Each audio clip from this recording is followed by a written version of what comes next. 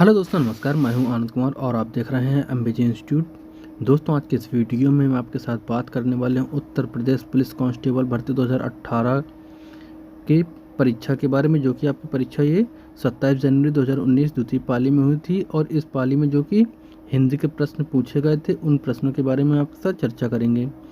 दोस्तों, वीडियो शुरू करने से पहले हम आपको बता दें कि उत्तर प्रदेश पुलिस भर्ती से संबंधित कई वीडियोस जो हैं चैनल पर अपलोड हैं, जैसे कि previous year question, model paper और आपके प्रैक्टिस सेट यूट्यूब चैनल अपने इसी चैनल पर अपलोड हैं, तो जाकर आप उन्हें देख सकते हैं। तो चलिए दोस्तों, वीडियो को शुरू करते हैं, देखते हैं इस पाली के जो हिंदी के प्रश्न पूछे गए थे उन प्रश्नों के बारे में। तो दोस्तों, पहला प्रश्न यहाँ पे था, कह रहा है निम्नलिखित में से 4 विकल्पों में से उस सही विकल्प का चयन करना है जो कि संयोग और वियोग के रस के रूप में है। तो आपके सामने ऑप्शन था वात्सल्य, अब भयानक और श्रृंगार तथा अद्भुत। तो इसका सही जवाब क्या हो जाएगा आपका? ऑप्शन सी, श्रृंगार। श्रृंगार में जो संयोग और वियोग दोनों का रस रूप होता है। ये आपकी जो है व्याख्या है, आप इनको जरूरत के हिसाब से वीडियो रोक कर पढ़ते हुए आगे बढ़ सकते हैं। अगला प्रश्न आपके सामने ये कह रहा है निम्नलिखित में से, क्वेश्चन कहता है निम्नलिखित में से 4 विकल्पों में से उस सही विकल्प का चयन करना है जो निर्देशानुसार वाक्य परिवर्तन वाला सही विकल्प है। तो वाक्य क्या है आपका? वाक्य कहता है पिताजी पत्र पढ़ रहे हैं, और ये कैसा वाच्य है? तो ये कर्मवाच्य है। पिताजी क्या कर रहे हैं? पत्र पढ़ रहे हैं। तो इसमें सही विकल्प आपको चुनना है। तो पहला विकल्प क्या कहता है? पत्र पिताजी के द्वारा पढ़ा गया, या पिताजी ने पत्र पढ़ा, या फिर सी ऑप्शन कहता है पिताजी से पत्र पढ़ा जा रहा है, या पिताजी पत्र पढ़ रहे हैं। तो इसका सही विकल्प क्या होगा? इसका सही विकल्प हो जाएगा आपका ऑप्शन सी, पिताजी से पत्र पढ़ा जा रहा है। इसका सही आपका विकल्प हो जाएगा। ठीक, नेक्स्ट क्वेश्चन आपके सामने है, इसकी चर्चा जो है देख लीजिए आप। जो है पिताजी पत्र पढ़ रहे हैं, वाक्य का कर्मवाच्य होगा पिताजी से, यह पिताजी के द्वारा पत्र पढ़ा जा रहा है।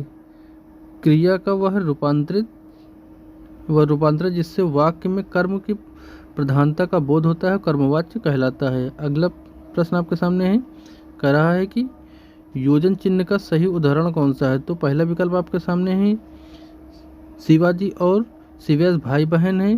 बी ऑप्शन कहता है हेमा, गुनगुन, माया सहेलियां हैं। सी कहता है रोहन ने कहा मुझे पढ़ाई करनी है। डी मैं घूमने जा रही हूँ। तो इसका सही जवाब हो जाएगा आपका ऑप्शन ए। ऑप्शन ए, भाई बहन। भाई बहन में जो है ये सही योजन चिन्ह लगा हुआ है। भाई बहन, दिन रात, माता पिता, इन सब के बीच जो चिन्ह लगता है इसे आप योजन चिन्ह कहते हैं, और ये सही जो होता है। अगला प्रश्न आपके सामने है, ये देखिए यहाँ पर ये लिखा भी हुआ है, जैसे भाई बहन, माता पिता, दिन रात, दिन, पाप पुण्य, स्त्री पुरुष आदि जो होते हैं, इनमें आप योजन चिन्ह का इस्तेमाल करते हैं। ये विपरीतार्थक शब्द के बीच में लगाया जाता है। अगला प्रश्न आपके सामने है, प्रश्न क्या कहता है? प्रश्न कहता है निम्नलिखित में से 4 विकल्प दिए गए हैं, शब्द के उस सही समास वाले विकल्प को पहचानना है। तो समास क्या है?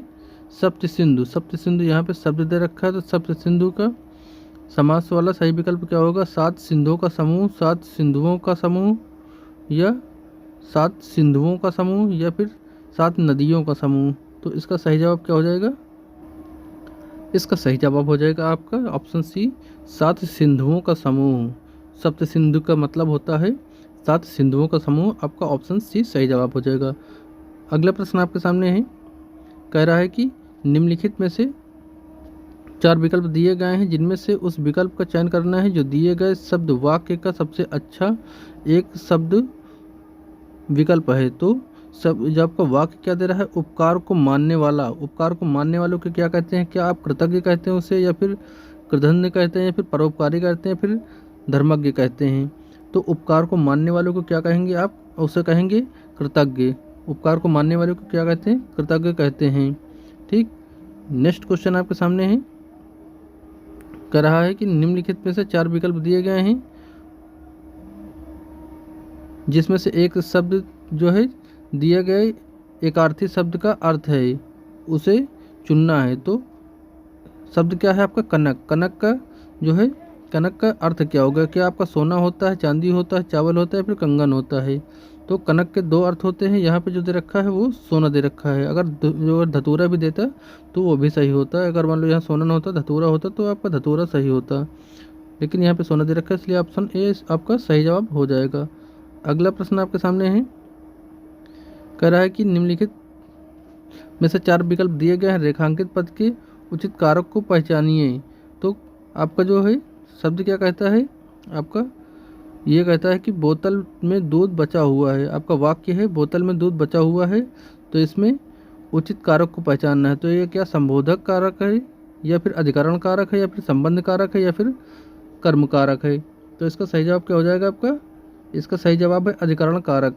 अधिकरण कारक इस जो है बोतल में दूध बचा हुआ है, इसमें आपका अधिकरण कारक है। अगला प्रश्न आपके सामने है, ये देखिए अधिकरण क्या होता है, रेखांकित पद में अधिकरण कारक में पय पर, संबोधन कारक चिन्ह हे अरे, संबंध कारक चिन्ह का काकी के, रारी रे, और कर्म कारक का चिन्ह को है। अगला प्रश्न आपके सामने है, प्रश्न कहता है कि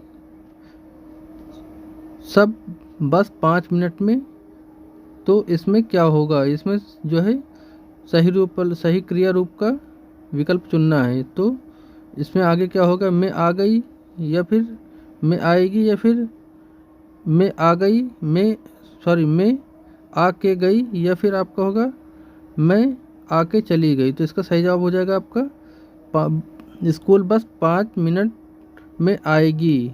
में आएगी मतलब ये आपका सामान्य भविष्य होगा, सामान्य भविष्य होगा। बस जो है स्कूल बस 5 मिनट में आएगी, ऑप्शन 20 का सही जवाब हो जाएगा। अगला प्रश्न है,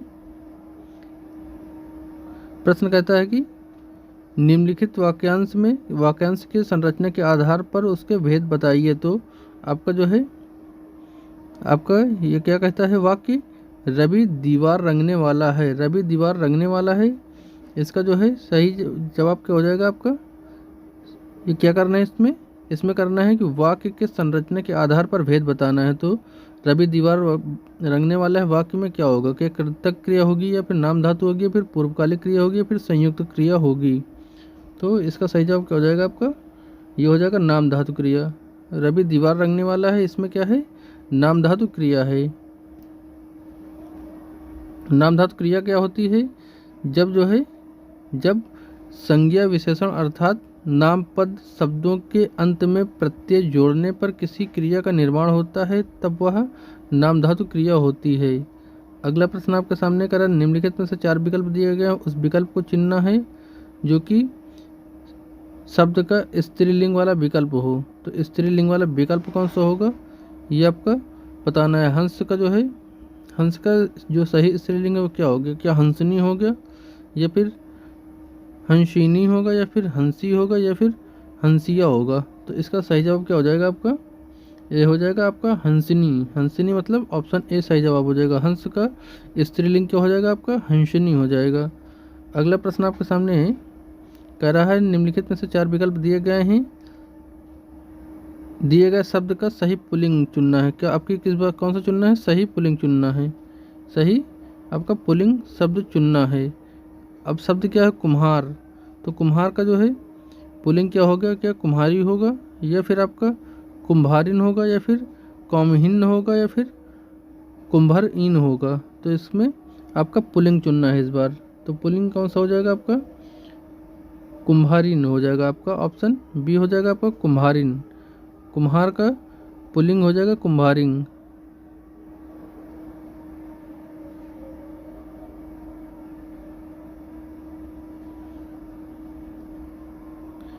ये देखिए यहाँ पे क्या कहता है, कह रहा है जो कुम्हार पुल्लिंग शब्द है, इसका स्त्रीलिंग कुम्हारिन होगा। ये आपका कुम्हार था पुल्लिंग, और ये आपका जो कुम्हारिन है स्त्रीलिंग होगा। नेक्स्ट आपके सामने क्वेश्चन है, कह रहा है नीचे दिए गए शब्द का सही बहुवचन वाला विकल्प क्या हो गया, पहचानिए। तो आपका जो इसमें सही विकल्प का जो है बहुवचन क्या है, क्या चुटियाँ हैं, या फिर चुटियों हैं, या फिर चुटियों है, या फिर चंटियाँ हैं। तो ये इसमें सही विकल्प बहुवचन क्या होगा, ये हो जाएगा आपका चुटिया, जो चुटिया है आपका ऑप्शन ए चुटिया, इसका जो है ये सही विकल्प है बहुवचन के आधार पर। अगला प्रश्न है आपके सामने है, ये कहता है चुटिया का बहुवचन चुटिया है जिन स्त्रीलिंग संज्ञाओं के अंत में या आता है उनमें या के ऊपर चंद्रबिंदी लगाने पर बहुवचन बन जाता है, जैसे चीटियाँ होते हैं। चीटियाँ, चीटी का चीटियाँ जो होता है वो बहुवचन हो जाता है। अगला प्रश्न आपके सामने सही विकल्प जो बताना है जो कि पूर्ण रूपेण वर्ण विच्छेद वाला है, तो पूर्ण रूपेण जो है वर्ण विच्छेद वाला कौन सा है?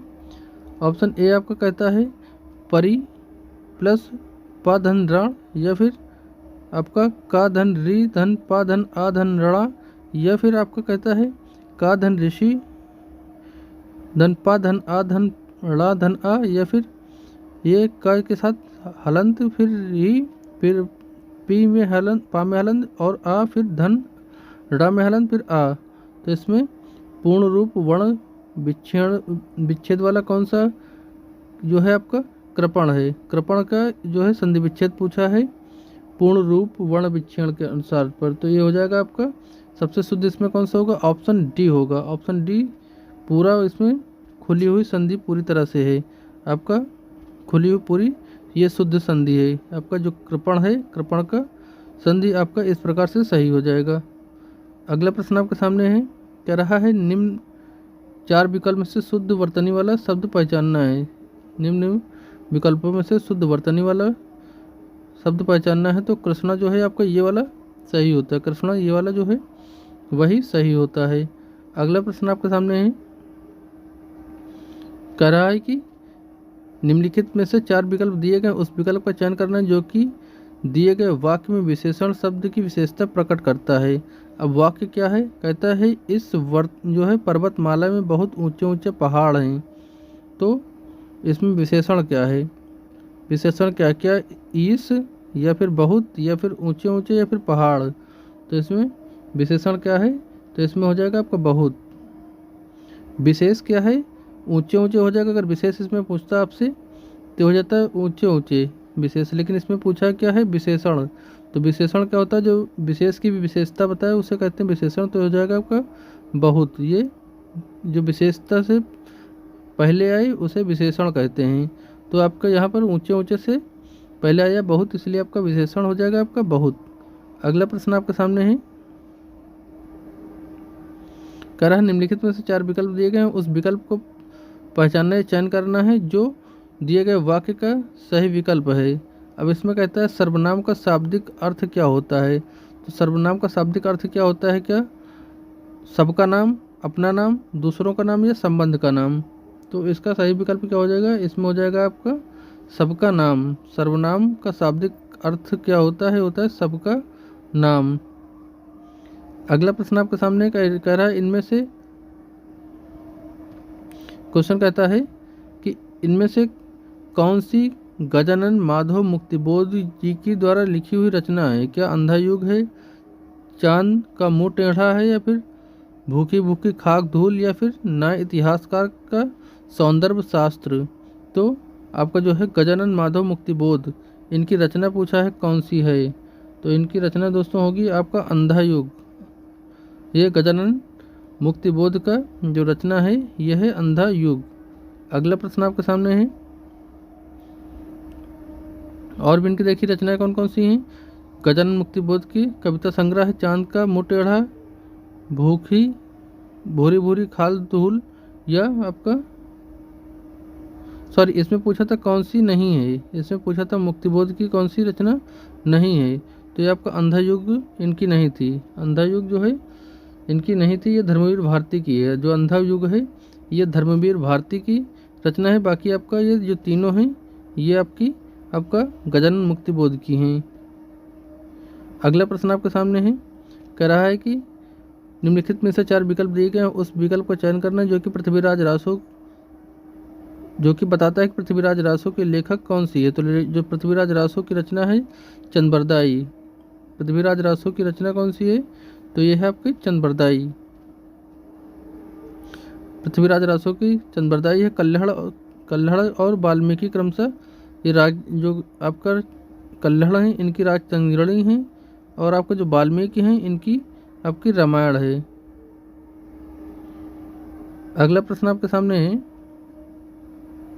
कह रहा है कि निम्नलिखित विकल्पों में से 4 विकल्प दिए गए, उस सही विकल्प का चयन करना जो कि बताता है कि सत्यार्थ प्रकाश उपन्यास के लेखक का नाम क्या है। जो आपके सत्यार्थ प्रकाश उपन्यास है, इनके लेखक कौन हैं? तो क्या दयानंद सरस्वती या फिर अरविंदो घोष या फिर भवभूति या फिर हर्षवर्धन हैं? तो सत्य प्रकाश उपन्यास के जो लेखक हैं उनका नाम क्या है? उनका नाम है आपका दयानंद सरस्वती। दयानंद सरस्वती, यानी कि ऑप्शन ए इसका सही जवाब हो जाएगा। अगला प्रश्न आपके सामने है, कह रहा है कि हिंदी साहित्य अकादमी की ओर से हर वर्ष श्लाका सम्मान पुरस्कार किस क्षेत्र में दिया जाता है? तो श्लाका जो है पुरस्कार किस क्षेत्र में दिया जाता है? क्या भाषा संस्कृत के क्षेत्र में, खेलकूद में, तकनीकी में, फिर हिंदी को नई दिशा प्रदान करने वालों के लिए? तो इसका सही जवाब हो जाएगा आपका ऑप्शन डी हो जाएगा, हिंदी को नई दिशा प्रदान करने वालों के लिए। अगला प्रश्न आपके सामने है, हिंदी साहित्य अकादमी की ओर से श्लाका पुरस्कार सम्मान जो है नई दिशा के लिए, हिंदी में नई दिशा के लिए दिया जाता है। अब यहाँ पे आपका गद्यांश शुरू हो जाता है। यहाँ से इसमें कहता है दिए गए गद्यांश में प्रश्न 134 से लेकर 138 तक जो है दिए गए हैं गद्यांश को ध्यानपूर्वक पढ़ना और 4 विकल्पों में से प्रश्न का सर्वोत्तम उत्तर आपको चुनना है। तो आप इसको जो है वीडियो रोक करके आप इसको आराम से पढ़ सकते हैं, क्योंकि हम अगर इसको पढ़ने लगेंगे तो वीडियो काफ़ी लंबी हो जाएगी, इसलिए आप इसको वीडियो रोक कर पढ़ लीजिएगा। इसके जो क्वेश्चन है उनको हम सॉल्व करवा देते हैं, क्योंकि हमने पहले ही पढ़ रखा है, इसलिए हम आपको क्वेश्चन सॉल्व करवा दे रहे हैं। तो यहाँ से सीधा क्वेश्चन आप शुरू हो रहे हैं। कह रहा है कि सामाजिक आर्थिक बदलावों ने किस तरह के वाहनों को प्रभावित किया है? तो पहला ऑप्शन कहता है बड़े वाहनों का प्रयोग होने लगा है, बी कहता है तांगे का प्रयोग होने लगा है, सी कहता है हल्के वाहनों का प्रयोग होने लगा है, या फिर डी कहता है भारी वाहनों का प्रयोग होने लगा है। तो इसका सही जवाब क्या हो जाएगा आपका? ये हो जाएगा आपका हल्के वाहनों का प्रयोग होने लगा है, यानी कि ऑप्शन सी आपका सही जवाब हो जाएगा। ऑप्शन सी आपका सही जवाब हो जाएगा, हल्के वाहनों का प्रयोग होने लगा है। अगला प्रश्न आपके सामने है, देखिए क्वेश्चन क्या कहता है, कह रहा है कि ये मतलब जितने भी क्वेश्चन के आंसर देना है ये सभी आपके जो गद्यांश से दिया था इसको पढ़कर कि उसके अनुसार जो सही है उनको लगाना है, ना कि अपनी तरफ से इसमें कुछ अपना दिमाग लगाना है। जो आपका जो गद्यांश में दे रखा है उसी को पढ़ करके उसी के अनुसार आपको जवाब देना है। क्वेश्चन कहता है घोड़े के पैर को किस रूप से सजाया जाता है? तो क्या ये गद्यांश के अनुसार कसीदाकारी युक्त वस्त्र से, या फिर कलमकारी युक्त वस्त्र से, या फिर बुनाई वाले वस्त्र से, या फिर चमकीले वस्त्र से? तो इसका सही जवाब क्या है आपका? ये गद्यांश के अनुसार जो है कसीदाकारी युक्त वस्त्र से आपके घोड़े के पैर सजाए जाते हैं। अगला प्रश्न आपके सामने है, कह रहा है कि तांगा किस रूप में इक्के से अलग वाहन है? तो किस रूप से, क्या भारी और बड़ा वाहन है, क्या भारी और हल्का वाहन है, या फिर छोटा और हल्का है, या फिर छोटा और भारी है? तो इसका सही जवाब क्या हो जाएगा आपका? ऑप्शन ए भारी और बड़ा वाहन है। जो तांगा है वो इक्के से जो है भारी और बड़ा वाहन है। अगला प्रश्न आपके सामने है,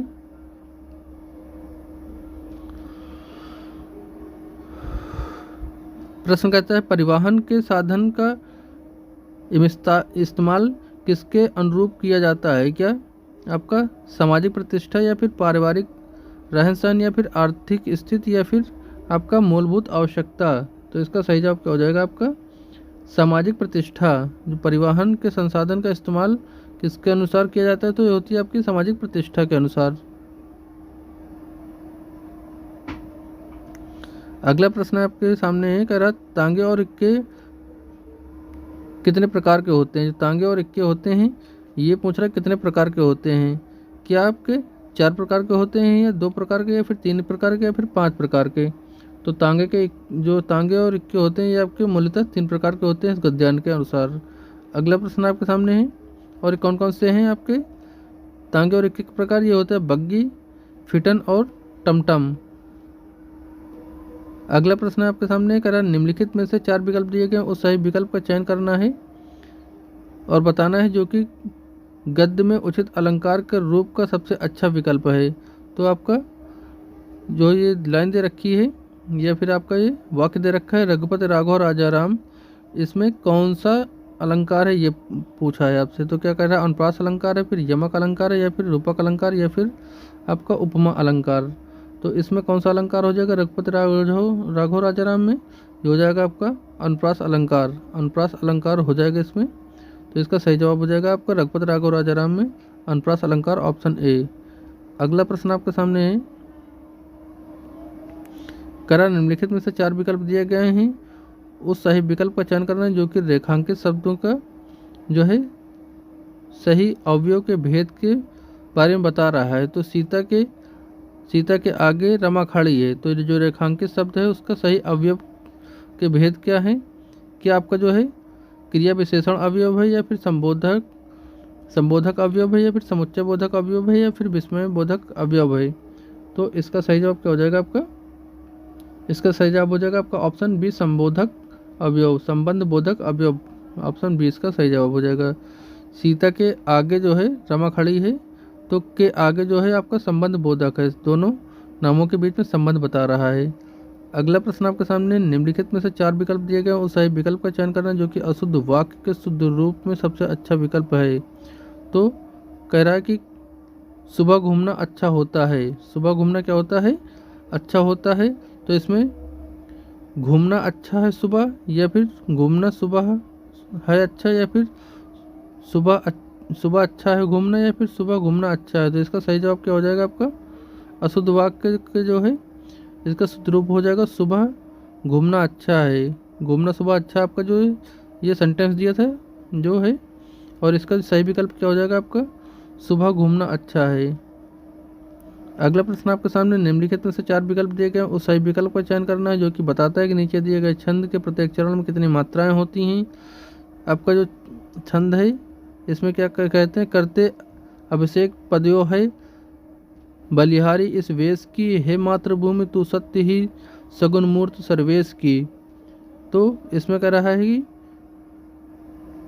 करा कितनी मात्राएं हैं, प्रत्येक चरण में कितनी कितनी मात्राएं हैं, क्या जो है 15 से 13, क्रम में 28 हैं, या फिर पहले और तीसरे में 12 हैं, या फिर कह रहा है प्रत्येक चरण में 24 हैं, या फिर कह रहा है प्रत्येक चरण में 36 हैं। तो इसका सही जवाब क्या हो जाएगा आपका, इसका हो जाएगा पहले से 13 के क्रम में 28 हैं, पहले से 13 क्रम में 28 हैं, इसका सही जवाब हो जाएगा।